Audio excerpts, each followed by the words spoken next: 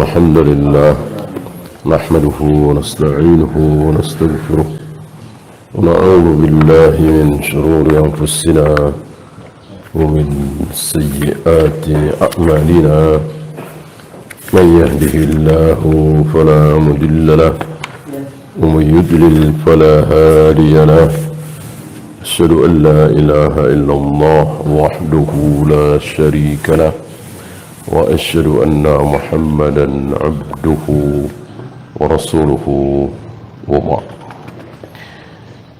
Kita sampai suratul Bayyinah. Ini bukan Makkiyah tapi Madaniyah. Ada beberapa hadis yang tidak saya bacakan karena termasuk hadis dhaif. Di antaranya perintah Allah kepada Nabi untuk membacakan surat ini kepada Ubay bin Ka'ab. Ubay bin Ka'ab menangis karena setelah tahu bahwa nama beliau disebut oleh Allah, disebut oleh Jibril. Tapi sayang hadis ini dhaif, kata beliau. Tidak syak lagi Ubay bin Ka'ab adalah sahabat atau kaum muslimin yang paling ingat ketika Nabi selesai mengimami salat, beliau sadar ada sebuah ayat yang terlewat. Ada sebuah ayat yang terlewat. Ini menunjukkan bahwa beliau saja bisa lupa, terlewat satu ayat. Ini tidak bertentangan dengan ayat yang nanti juga akan kita bahas. Sanuqri'uka fala tansa. Kami akan membacakan ayat-ayat ini kepada engkau ya Muhammad, dan engkau tidak mungkin lupa. Ini jaminan dari Allah bahwa Nabi tidak mungkin lupa. Kok di sini Nabi lupa? Berarti bertentangan? Tidak. Karena yang dimaksud engkau tidak mungkin lupa, lupa dan hilang. Kecuali mansuh, sudah kita bahas waktu itu ya. Beda dengan kita dan siapapun. Dulu kita hafal 20 surat, sekarang tinggal 15 atau 16, mungkinkah? Mungkin. Bahkan para ulama, bahkan para sahabat, adapun nanti tidak mungkin. Ada sebuah ayat yang beliau lupa, lalu yang lain masih ingat, beliau masih lupa, nggak mungkin. Atau belum disampaikan, beliau sudah lupa, nggak mungkin. Ya. Bagaimana lupa dalam membaca ayat terlewat satu ayat? Itu bukan lupa, terlewat. Buktinya setelah itu beliau ingatkan, oh iya, tadi nggak kebaca ayat yang ini, gitu. Ya. Maka tidak bertentangan. Nah, selesai sholat, siapa yang dicari oleh beliau?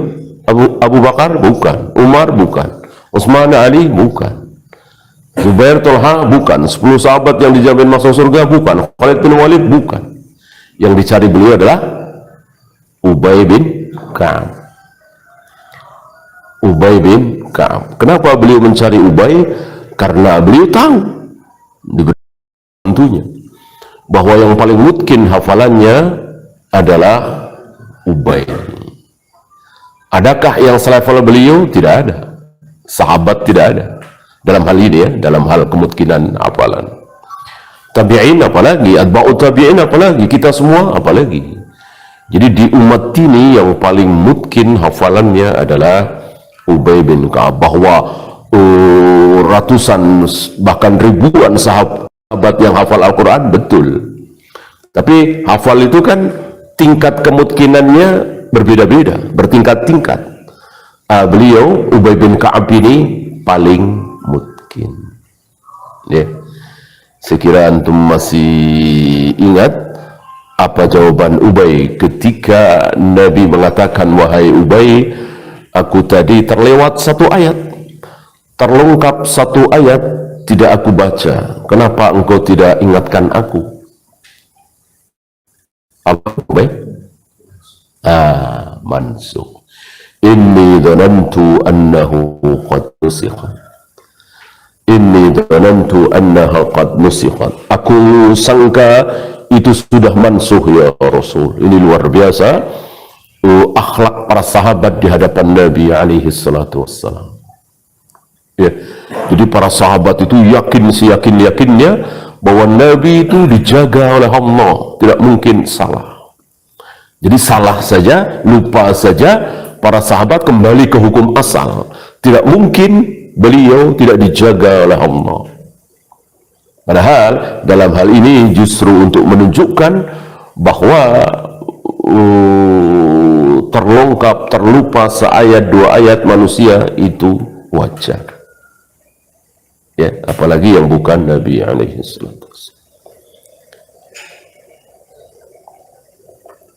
Di sini Ubay menangis karena namanya disebut oleh Allah, tapi sayang hadis ini dhaif.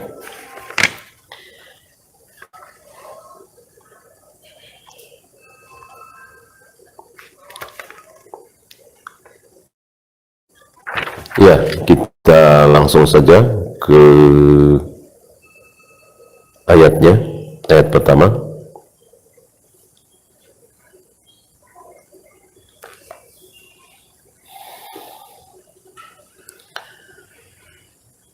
Lam yakunil ladzina kafaru min ahlil kitabi wal musyrikin.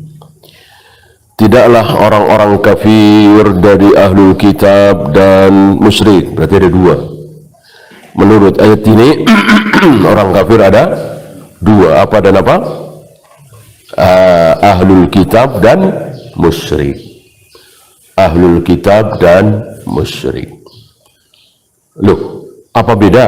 Beda, walaupun sedikit. Yang banyak persamaannya.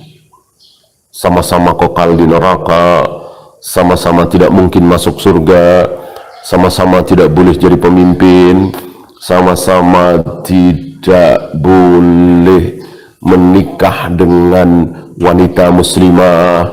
Banyak sekali persamaannya. Sama-sama tidak dikisos kalau seorang muslim membunuh mereka. Dosa-dosa.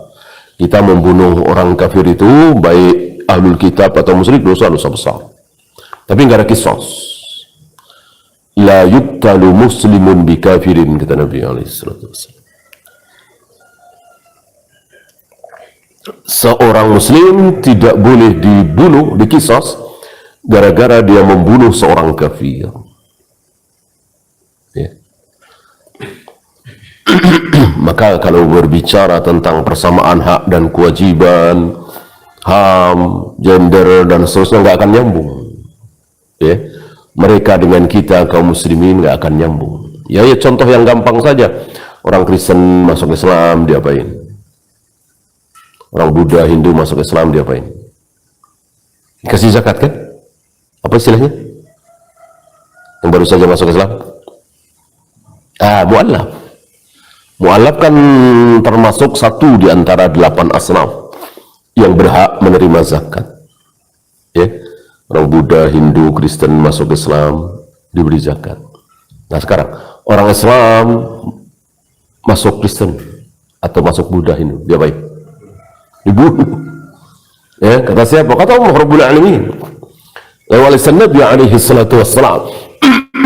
Dan itu seadil-adil hukum. Kata siapa? Kata Allah. Allah Maha Adil. Kalau kata PBB, kata Amerika, kata Eropa, adil dari mana? Adil dari mana? Ya, secara akal logika manusia nggak adil. Kata Allah adil. Yang paling tahu tentang keadilan siapa? Allah yang Maha Adil. Itu kita. Nggak akan nyambung mereka. Karena adil itu punya versi sendiri-sendiri. Versi manusia barangkali tidak adil. Versi Allah adil seperti itu. Adil sekali.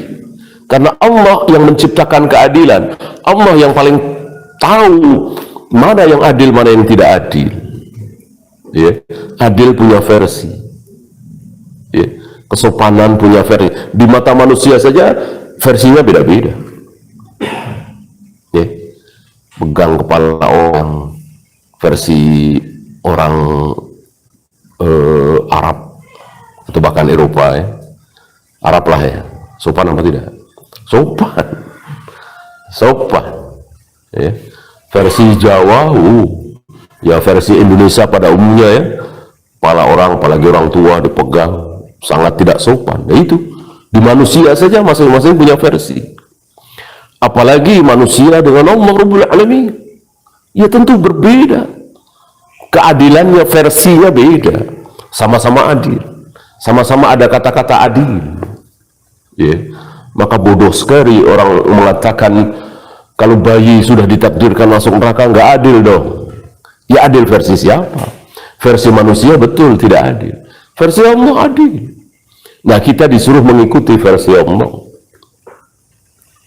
Ya.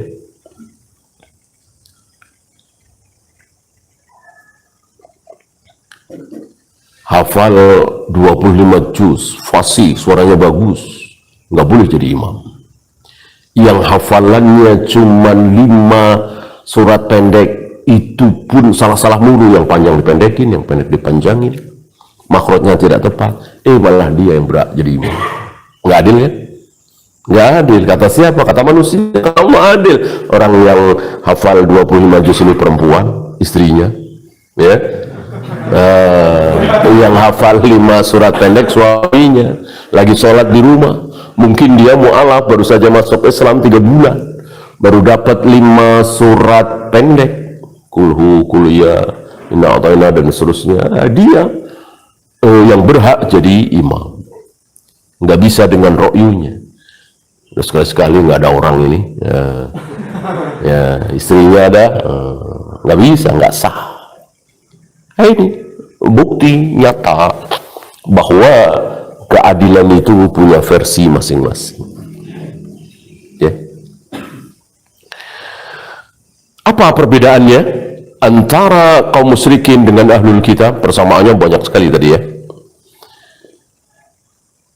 Perbedaannya, kaum musyrikin nyembelih ayam. Kita lihat tuh kaum musyrikin, Buddha, Hindu, Konghucu, atau komunis ya, nyembelih ayam. Kita boleh makan apa tidak? Nggak boleh. Walaupun dia baca bismillah, ta'awud, al-fatihah misalnya ya, tetap nggak boleh. Nah bagaimana ahlul kitab?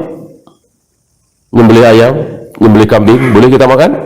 Boleh. Ya.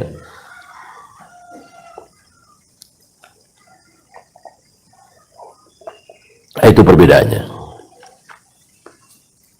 Satu lagi, nikah. Ada wanita Hindu cantik sekali, dia mau kita nikahi dia, cara Islam lah.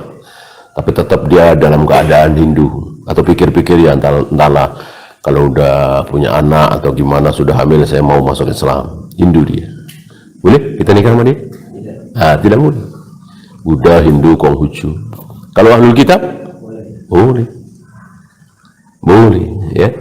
Ya entahlah, kalau sudah dakwah terus. Ya, dakwah terus. Kan insya Allah di mana-mana hampir mayoritas namanya istri itu biasanya ikut suami. Ya. Suaminya salaf ikut salaf, suaminya haroki ikut haroki, suaminya JT ikut JT, NII ikut NII. Dan biasanya agamanya ikut. Nah, dengan kenyataan ini insya Allah membolehkan para lelaki muslim menikahi wanita ahlul kitab yang kafir itu, tentu dengan harapan besar, niat besar menarik dia ke Islam ya.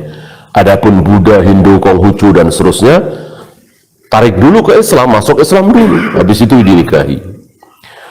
Adapun ahlul kitab, Yahudi dan Nasrani boleh sambil jalan, nikah aja dulu. Ya. Kaum muslimin yang faham ini ketika membujang di Australia misalnya, di Amerika misalnya, di Jerman, Inggris, Prancis kan mayoritas Nasoro ya, boleh menikah di sana sambil terus didakwai.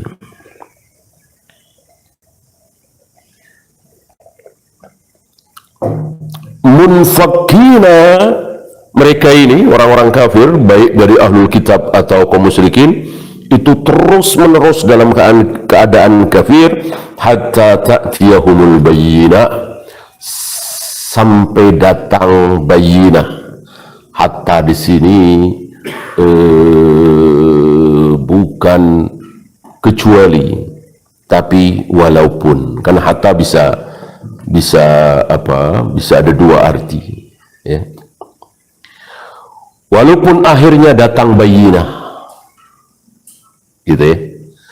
Apakah ketika bayyinah di sini apa? Al-Quran dan Sunnah, wahyu ya. Apakah ketika datang wahyu lalu ahlul kitab dan kaum musyrikin berbondong-bondong masuk Islam? Tidak, tetap kafir. Siapa contoh besarnya? Ya Abu Jahal, ya Abu Lahab, Walid bin Mughirah, bahkan Abu Thalib. Ahlul kitab semuanya, ahlul kitab semuanya, nggak ada yang masuk Islam kecuali 4 atau 5. Salah satunya Abdullah bin Salam. Itu saja. Maka Nabi mengatakan kalau seandainya ada 10 saja, kalau seandainya 10 kan ahlul kitab ini, Yahudi dan Nasrani ini, yang mestinya masuk Islam dulu awamnya apa pendetanya? Pendetanya. Awam kan nggak tahu apa-apa nih, nggak pernah baca-baca Taurat, Injil. Pendetanya memang tiap hari baca Taurat, Injil. Mestinya yang masuk Islam duluan siapa? Pendetanya. Orang sudah ada di kitab mereka. Bahkan selama ini mereka menunggu-nunggu kan. Bahkan ketika terjadi perselisihan dengan orang-orang Ansar, mereka itu berdoa, ya Allah, segerakanlah turun Nabi terakhir yang Engkau janjikan, ya Allah. Agar apa? Agar bersama kami memerangi orang-orang itu yang ditunjuk orang-orang Ansar. Ya, seperti Abu Talha, ayahnya, anak ayah tirinya Anas bin Malik, suaminya Ummu Sulaim, dan lain-lain orang-orang Ansar. Waktu berseteru dengan Yahudi di Madinah itu, percepat ya Allah turunnya Nabi terakhir agar bisa membantu kami melawan orang-orang itu, orang-orang Ansar. Begitu Rasulullah datang hijrah ke Madinah, yang beriman orang-orang Ansar apa Yahudi? Orang-orang Ansar. Mereka membohongi diri mereka sendiri ya. Bahkan tiga-tiganya berbicara di hadapan Abu Jahal, Abu Lahab, kalian lebih baik daripada Muhammad dan teman-temannya itu. Ini jelas membohongi diri mereka. Mereka tahu persis, bahkan sifat-sifatnya mereka tahu ya. Bahkan waktu itu pernah kita bahas, yang paling privasi pada diri Nabi mereka tahu apa? Tidur. Tidur Nabi, sifat tidur Nabi, bukan hakikat ya. Hakikat tidur Nabi bukan cara Nabi tidur berbaring ke kanan, berbantalkan tangan kanan, itu kecil ya. Ini lebih besar lagi ya. Itu sebuah keutamaan besar, ini lebih besar lagi. Artinya nggak bisa ditiru. Kalau tadi kan bisa ditiru, semua orang bisa tidur menghadap ke kanan, berbantalkan tangan kanan. Kalau ini tidak bisa ditiru. Apa? Matanya tertidur, merem, hatinya tidak tidur. Tahu mereka. Mereka tahu ya. Kok tiga-tiganya berbicara di hadapan Abu Jahal, Abu Lahab dan teman-temannya, kalian lebih baik daripada Muhammad dan teman-temannya itu. Luar biasa ya ini ya. Karena apa? Nanti akan dibahas oleh beliau.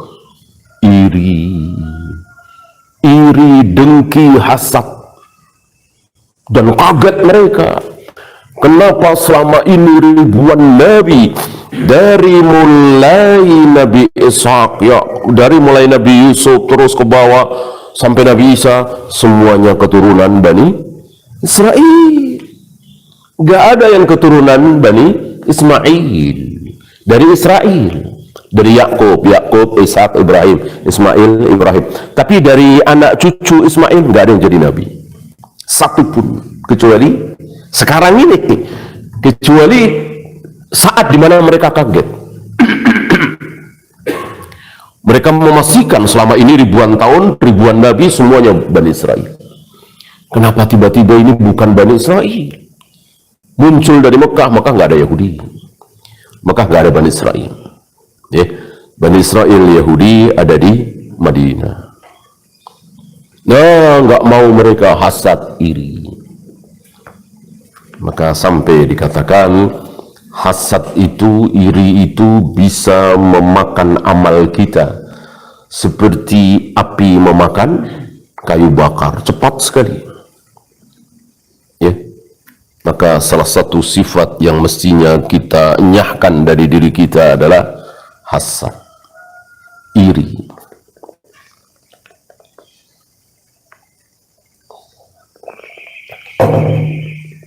Rasulun minallah.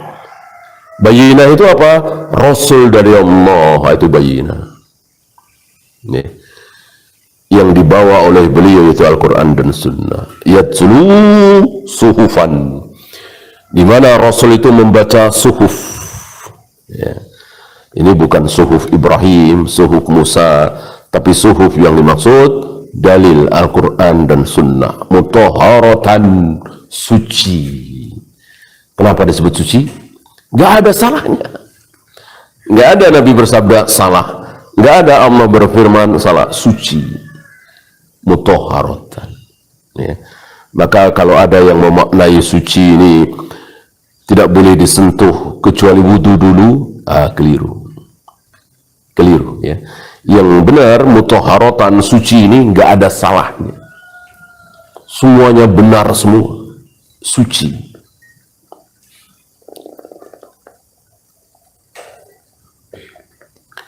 Fiha kutub jangan diartikan kutub kan mufrad apa jamak? Jamak kan? Mufradnya kan kitab, ya, kitabun, kutubun, seperti rasulun, rusulun, rasul. Ini kitab-kitab. Oh, berarti Taurat, Zabur, Al-Quran, Injil. Tidak. Kutub yang dimaksud di sini adalah apa yang menjadi isi Al-Quran dan Sunnah itu. Ya, sama di dalam kitab Sahih Bukhari ada apa? Ada kitab-kitab. Ya. Di dalam satu kitab Sahih Bukhari ada kitab-kitab. Ada kitabuz zakah, ada kitabuz saum, ada kitabul buyu, dan seterusnya. Qayyimatun, lurus. Lurus berarti tidak bengkok. Ya. Bengkok itu kan kesalahan kecil, ya. Itu nggak ada, lurus. Jadi isinya betul semua, tidak ada yang salah sedikit pun. Tidak ada yang bisa mengkritik, dan sempurna. Sementara kitab-kitab yang lain tidak mungkin sempurna. Aballahu ayyutimma illa kitabahu. Allah tidak mau membuat sebuah kitab itu sempurna, nggak mau, kecuali kitab Al-Quran. Kitab di muka bumi ini yang sempurna tidak mungkin bisa dikritik, walaupun satu huruf, hanya Al-Quran. Selebihnya bisa dikritik, hatta Sahih Bukhari. Ya.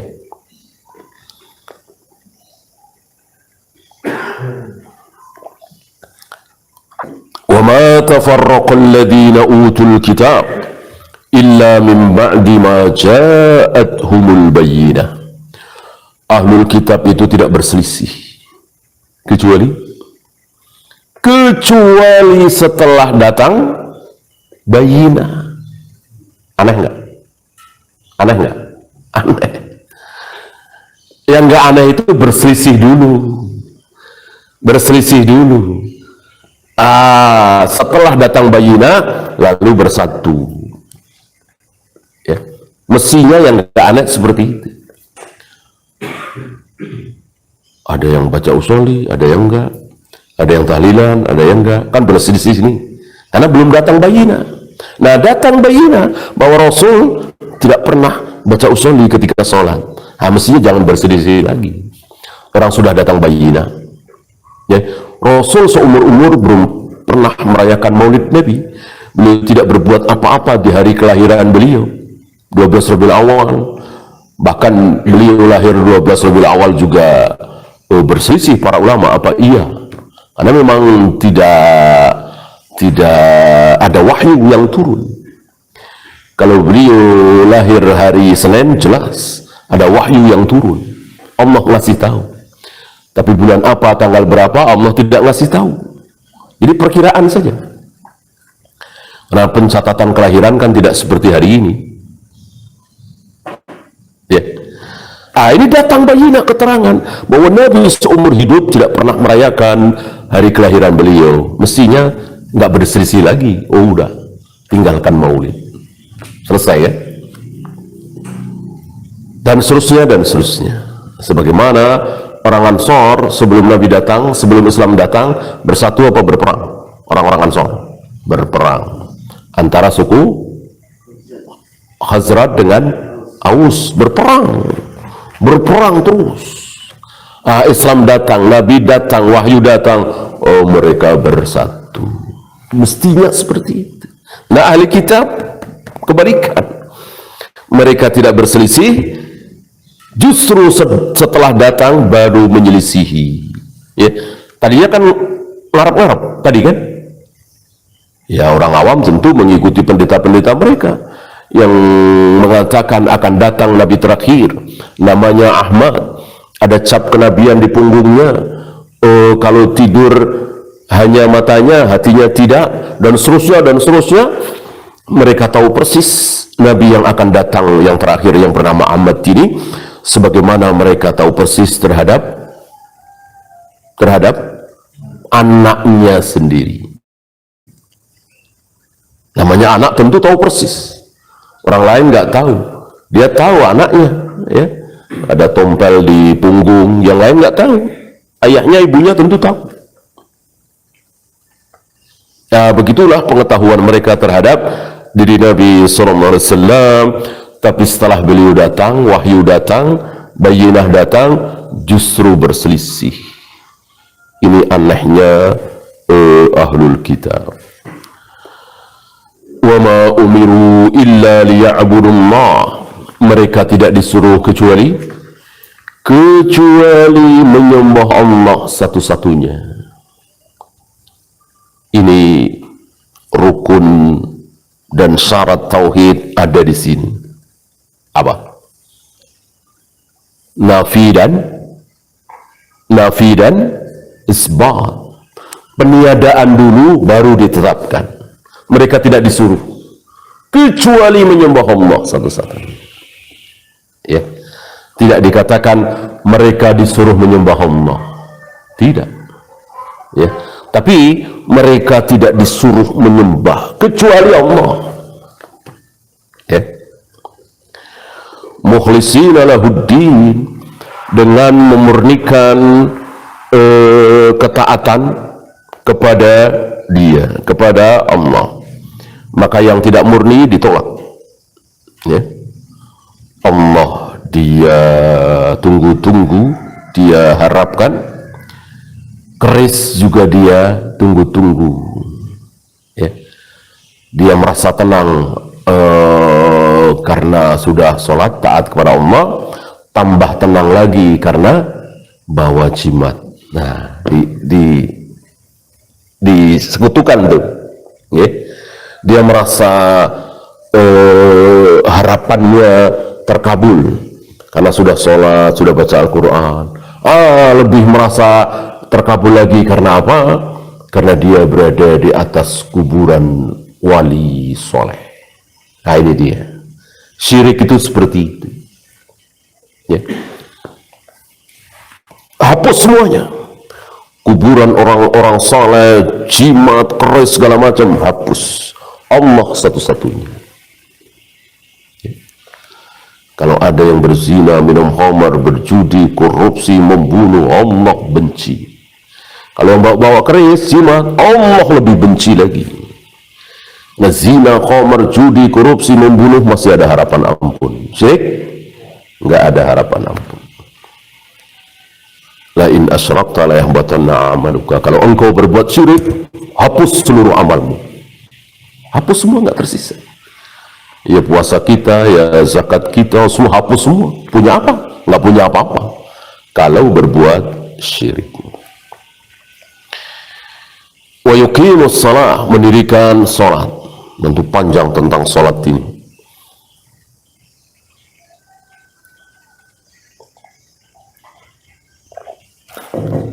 Amal terbaik setelah iman. Ya. Amal badan terbaik. Iman kan bukan amal badan. Iman amal hati. Ya. Amal hati banyak.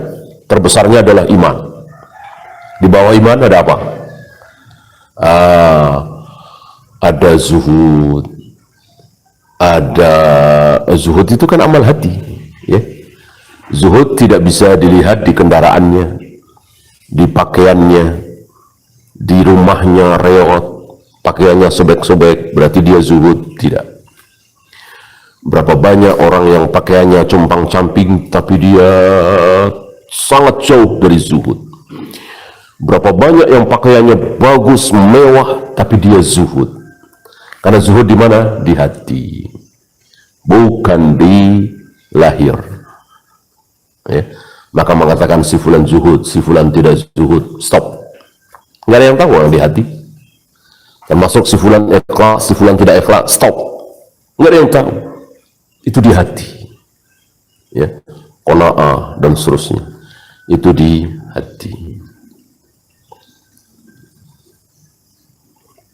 Wa yu'tuz zakah.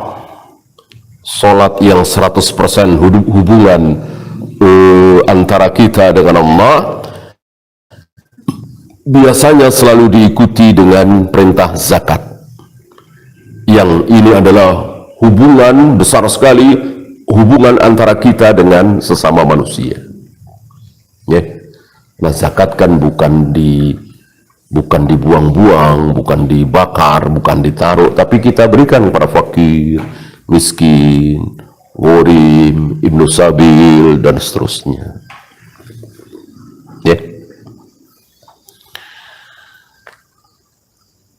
Wadzalika dinul qayyimah, itulah agama yang qayyim, agama yang lurus, agama yang tegak, agama yang hak. Ya. Beliau membagi surat ini menjadi dua. Kita ikuti saja pembagian dari beliau. Ya.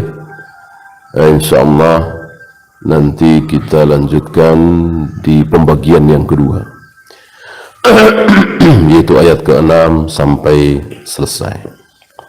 Ya.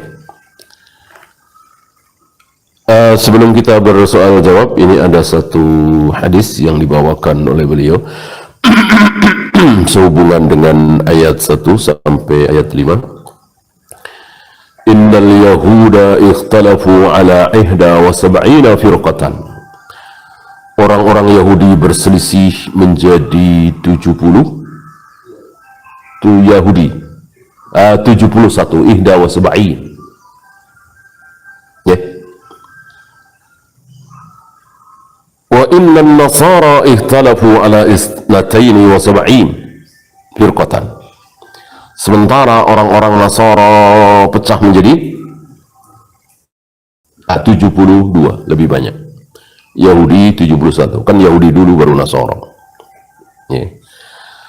Oleh karena itu, kalau pakai logika sederhana saja, di antara Yahudi, Nasrani, kaum muslimin, siapa yang paling jelas benarnya? Logika sederhana, kaum muslimin.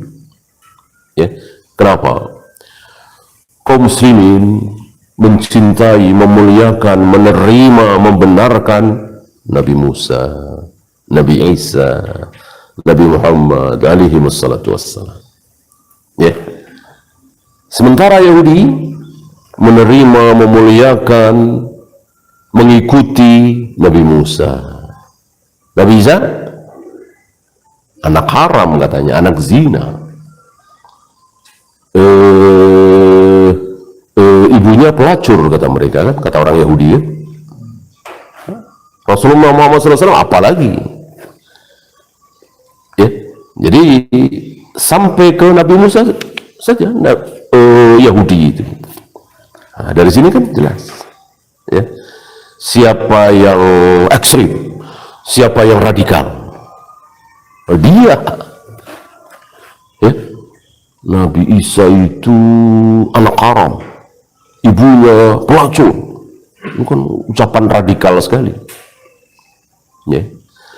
Nah, sementara Nasara mengimani Nabi Musa, mencintai Nabi Musa, memuliakan Nabi Musa, dan juga mencintai, memuliakan, bahkan gulu ya, Nabi Isa. Mereka bilang Yesus. Nabi Muhammad SAW enggak, tolak ya. Siapa yang nyerang? Nah, beda dengan kaum muslimin. Kaum muslimin tidak radikal, tidak ekstremis, tidak nyerang sono nyerang sini, bahkan memuliakan Nabi Musa, Nabi Isa, menghormati Nabi Musa, Nabi Isa dengan sewajarnya, tidak gulu, tidak melampaui batas ya. Dari logika sederhana sudah jelas bahwa kaum muslimin yang berada di atas kebenaran, bukan Yahudi, bukan Nasrani. Wa sataftariqu hadhihi al-ummah, sementara umat ini yang dimaksud umat Islam ya, ala 73 firqatan, menjadi 73, kulluhu finnar, semuanya masuk neraka. Yang 73 itu masuk neraka, illa wahidatan, kecuali satu. Para sahabat bertanya, yang satu apa yang 72? Yang satu. Dari sini kita tahu, kenali dulu apa? Kenali dulu yang satu, yang kebaikan. Nanti yang 72 otomatis. Kalau yang tidak sama dengan yang satu itu, dia masuk 72. Belum tentu kafir ya. 72 ini belum tentu kafir. Masuk neraka tapi tidak kekal. Ya. Oleh karena itu yang sudah kafir tidak masuk ke kelompok yang 72. Seperti Rafidhah misalnya, Bahaiyah, Nusairiyah, Ahmadiyah, itu keluar dari yang 72. Yang 72 itu kan Khawarij, Asy'ariyah, Maturidiyah, Mu'tazilah, masih kaum muslimin, tapi sesat, masuk neraka, tapi tidak kekal. Nah, yang ditanya oleh para sahabat, manhum ya Rasulullah, siapa yang satu itu? Para sahabat tidak bertanya yang 72. Maka jangan belajar firqah-firqah dulu sebelum belajar Islam yang benar, ahlu sunnah ya. Termasuk keliru kalau Al-Quran belum hafal, Al-Quran belum banyak faham, ya cuman sekedarnya saja udah belajar apa itu? Kristolog. Pernah dengar kristolog ya? Banyak di beberapa daerah itu, di Bekasi banyak kristolog ya. Belajar Injil padahal Al-Quran belum hafal. Kalau Ahmad Deedat barangkali, kalau Zakir Naik barangkali ya, atau Al-Ghazali barangkali, termasuk Ibnu Qayyim, Syekhul Islam, sudah hafal Al-Quran, sudah menguasai Al-Quran dan Sunnah, barulah silahkan baca-baca Injil, Taurat ya. Kalau enggak juga enggak apa-apa ya. Ini Al-Quran belum hafal, sedikit sekali hafalannya, pemahamannya. Udah buka-buka Taurat, Injil, Kristolog. Tujuannya bagus, untuk membongkar kesalahan Nasara, Yahudi. Tapi ya itu tadi, habis waktunya untuk baca Lukas, Matius, Yohanes, segala macam. Bahkan ini dibawa ke khutbah Jumat. Ini agak disayangkan, ini sangat disayangkan malah. Khutbah Jumat, di khutbah Jumat buka Matius ayat sekian, Lukas ayat. Ini masjid apa gereja, gitu kan jamaahnya. Kok Lukas Matius bukan Al-Baqarah ayat sekian, An-Nisa